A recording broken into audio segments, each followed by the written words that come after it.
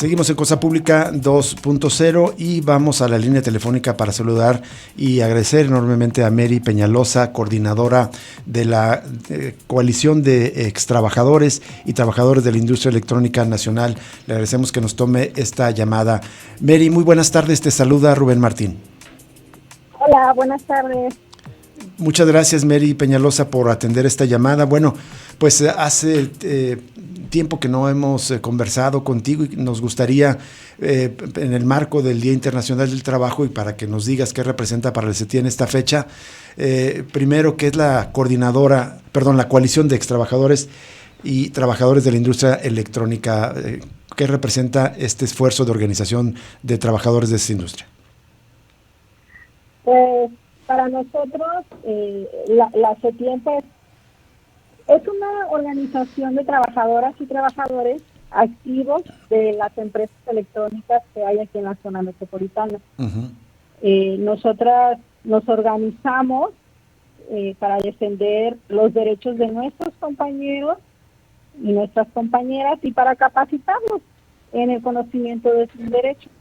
Porque como sabrás, en estas empresas se violan mucho los derechos laborales de las y los trabajadores, entonces es importante que ellos conozcan sus derechos. ¿Cuál es el contexto general de la industria electrónica, al menos aquí en Jalisco, particularmente en zona metropolitana de Guadalajara, que de acuerdo al gobierno quiere presumir como el Silicon Valley de manera pomposa, el Silicon Valley de México? Pero ¿cuál es la realidad? ¿Cuántos trabajadores hay y cuáles son, digamos, el promedio de las condiciones generales de trabajo de estos obreros de la industria electrónica, Mary Peñalosa? Pues sí, efectivamente, el Silicon Valley, ¿verdad? Uh-huh. Tienen muchos trabajadores y trabajadoras en sus pisos de producción. Y la mayor parte son mujeres. A la fecha, pues siguen siendo más del 70% trabajadoras mujeres en los pisos de producción. Y en realidad, por ejemplo, hoy las compañeras que nos acompañaron y que hicieron sus mantas para hacer sus consignas son, digamos que con exigencias, con nombre y apellido, porque hasta los nombres de sus empresas pusieron diciendo basta a todas las violaciones que están viviendo. Por ejemplo, chicas de San Mina exigiendo un basta al acoso y el hostigamiento, porque ya hemos hablado en otras ocasiones de esta situación que se vive ahí en esa empresa, que el hostigamiento y el acoso es el pan de cada día. Y también hoy nos acompañaron trabajadores de Foxconn, también exigiendo un alto a la violencia, y nos comentaban que a las agresiones, porque ahí ya pasaron a las agresiones físicas y con complicidad de los representantes de la empresa. Entonces ya es una situación que rebasa los límites, ¿no? Sí. Y bueno, lo de cada año en estos tiempos, Benchmark ya les informó a sus trabajadores que no les va a dar ni un peso de utilidades, que porque no generó absolutamente nada. Entonces marcharon trabajadoras exigiendo sus utilidades. Y también otros trabajadores exigiendo respeto a la libertad sindical, porque a pesar de la reforma laboral 2019, del TME y el capítulo 23 laboral, sigue habiendo muchísima represión por tratar de organizarse y defender sus derechos. De hecho, en los últimos días despidieron a algunas compañeras justo por esa cuestión de algunas empresas. Entonces, la situación no es alentadora. Se han recrudecido más las situaciones de violencia en lugar de que disminuyan. Es lamentable esto, Mary. Te saluda Jesús Estrada, porque uno se supone que esa reforma laboral que está cumpliendo 6 años ahora supuestamente iba a garantizar la libertad de asociación, la democracia sindical, el sindicalismo independiente, la protección de los trabajadores, y nos está contando es que hay más violencia en contra de los trabajadores. ¿Nos puedes dar algunos detalles de estos casos que denunciaron hoy? Me llama la atención lo que comentabas en Foxconn, agresiones físicas a trabajadores. Hay que recordar, Foxconn es una de las transnacionales más grandes o importantes del mundo, prácticamente en alta tecnología, una de las fabricantes, por ejemplo, para Apple. ¿Qué es lo que ocurrió con Foxconn? Sí, aquí tiene miles de trabajadores esta empresa, ¿verdad? Pero lo que ha estado sucediendo en este aspecto es que, por ejemplo, se dice a grandes voces, o los trabajadores comentan, que Recursos Humanos tiene un grupo de choque, que si un trabajador o una trabajadora se queja de las condiciones de violencia, la mandan a golpear. Hace un par de meses golpearon a una de las muchachas, se subió una trabajadora de las que son mandadas por la empresa, se subió a su transporte y la golpeó. Y hace una semana también golpearon a otro muchacho, nada más porque es hijo de esta compañera y esta compañera había denunciado y demandó pues ante la fiscalía pues la agresión y todo. Y esto sucede con la complicidad de todas las personas representantes de la empresa. Esto es en Foxconn, Mary. Hay que recordar que no tienen un sindicato de trabajadores, tienen un sindicato patronal, entonces está completamente a favor de la empresa también. Mary, ¿esto fue en Foxconn? ¿Este es donde opera este grupo de choque? Sí, en Foxconn del Bosque. Eso es. ¿Tienen de información de si esto ocurre, actos ya más graves de violencia, ya de represión, en otras empresas también en contra de trabajadores que exijan sus derechos? Pues hasta este grado no. Es la única empresa donde hemos dado esa clase de seguimiento. ¿Sabes qué respuesta? En las otras empresas sí existe la violencia, como el acoso sexual, el hostigamiento, que es lo más grave, pues. Y el despido. Y pues la represión por tratar de organizar. Pero no hemos llegado a ese punto en el que ya estamos en Foxconn. ¿Sabes si hay respuesta de fiscalía, si está investigando estos hechos, a la agresión a esa compañera de ustedes? Sí, se metió, nosotros acompañamos a esta compañera para que metiera la demanda por violencia, pues por los golpes que ella recibió y todo eso.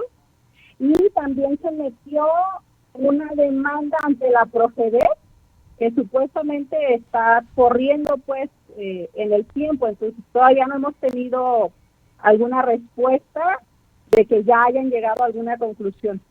Eso es. ¿Nos puedes contar a grandes rasgos, Mary Peñalosa, cuáles son las condiciones generales de trabajo en promedio de las obreras y obreros de los trabajadores, de la industria electrónica? ¿Cuál es el promedio de salario, jornada de trabajo, prestaciones que tienen? Ok. Ahorita, con el salario mínimo que aumentó en este año a 278.80, hay trabajadores que ganan 2 pesos más que el salario mínimo. Hay otros que ganan 10 pesos más, hay otros que ganan 15, 20 pesos más. Pero ninguno gana un salario mínimo y medio. Ninguno salario mínimo. O sea, el promedio más bien es en torno al salario mínimo. Eso es sí, prácticamente exacto. Es como se estaba hace 10 años. Es evidente que el salario mínimo ha aumentado, pero entonces quiere decir que siguen estando hasta abajo, digamos, en el nivel salarial, porque siguen ganando un salario mínimo aproximadamente. Sí, claro, el aumento que les llegó a los trabajadores está muy por debajo de la inflación. Así es. Entonces, no hay beneficio para los trabajadores en este aspecto. ¿Jornada de trabajo? ¿En promedio se respetan las 8 horas de trabajo o cómo está en esta situación? También las condiciones laborales, si los obligan a estar de pie, si les permiten el acceso al baño, como otras veces han denunciado, pues que esto incluso a veces no se les respeta. Sí, hay empresas que tienen los horarios de 8 horas, que tienen turnos de 3 turnos durante el día, ¿no? Sí. Y hay empresas que trabajan 12 horas, o sea, estos horarios llamados de 4x3. Sí, entonces, respetan esos horarios que tienen. Sí. Y ahorita hay algunas empresas que, pues, prácticamente los obligan a hacer horas extras a los trabajadores que trabajan de 4x3, que los obligan a trabajar 1 o 2 días extras. Eso es. Y, por ejemplo, la empresa Benchmark no les permite a los trabajadores tener bancos o sillas en sus estaciones de trabajo, a todos los trabajadores. Entonces, hay muchas trabajadoras que por estar pues paradas durante 12 horas o 24 horas cuando las obligan a trabajar extras, pues tienen todos estos problemas de varices y de pues los problemas que les deviene de la circulación, ¿verdad? Mary, me quiero detener. ¿Hay ocasiones en que trabajan un día completo? Sí. ¿Cómo es eso? Explícanos. Es que, haz de cuenta que los obligan, por ejemplo, a los que trabajan de 8 horas, los obligan a trabajar los 2 turnos, o sea, las 16 horas. Sí. Pero cuando es turnos de 12, ¿los obligan todo el día? Cuando son turnos de 12, los hacen trabajar su día de descanso. Eso es. Sí. Está terrible, Mary. Mary, una duda. Perdón, esto Sí, es, sí. ¿en qué empresa es este último que nos acabas de decir? En la empresa Benchmark. En Benchmark. Benchmark.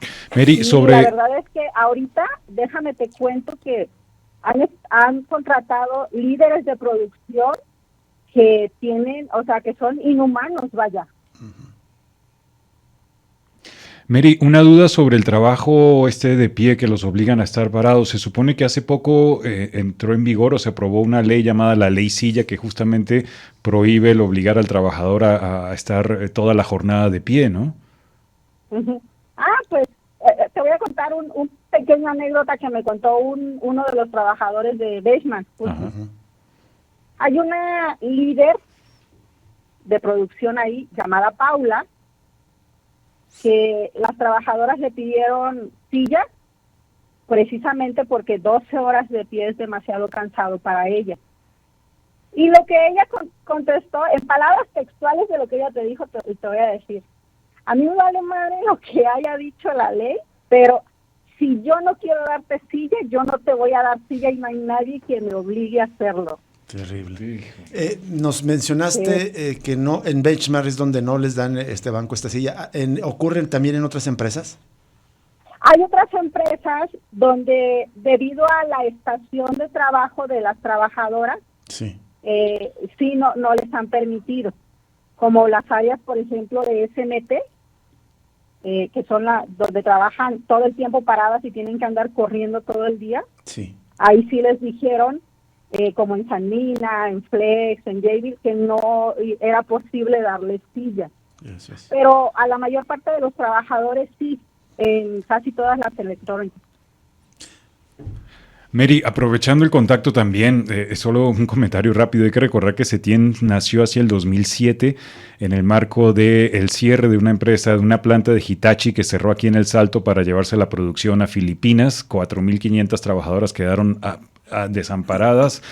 Ahí descubrieron la existencia de un sindicato charro. Ahí se organizó todo este movimiento que ahora es Setien. Pero me llama la atención, Mary, que ese era en el contexto de la globalización, cuando era muy frecuente estas cuestiones de trasladar líneas de producción o fábricas de un lugar a otro.